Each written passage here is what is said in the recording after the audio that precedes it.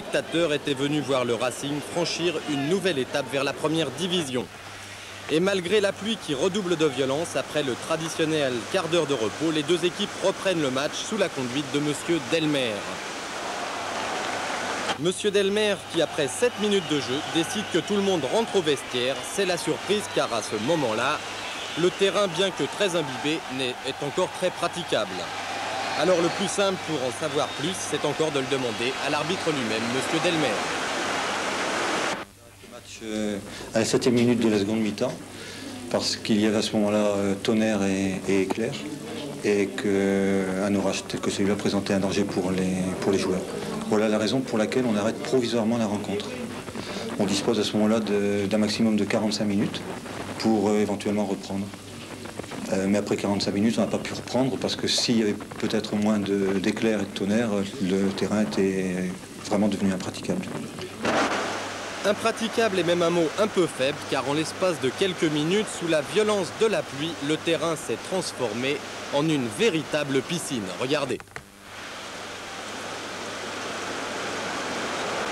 Dans ces conditions, impossible de reprendre le jeu. Monsieur Delmer décide donc d'arrêter définitivement la partie à la grande joie des CRS qui font vraiment un métier très difficile.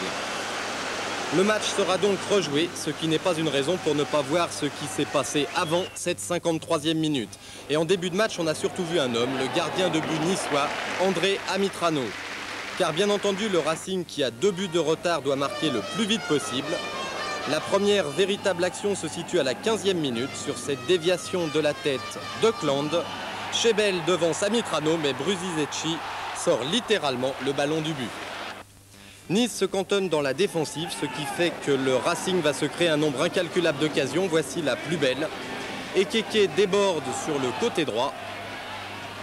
Centre, Amitrano repousse dans les pieds d'Auckland, mais intervient à nouveau avant que celui-ci ne puisse armer son tir. Finalement, comme c'est souvent le cas, la meilleure occasion sera niçoise. Il reste 1 minute à jouer en première mi-temps.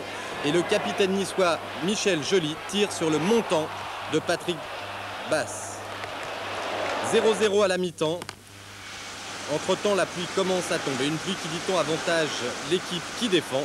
On joue depuis 4 minutes et sur une contre-attaque, Gilbert Marguerite inscrit le seul but du match. La suite, vous la connaissez. À 1-0, Nice était pratiquement qualifié pour le barrage suivant.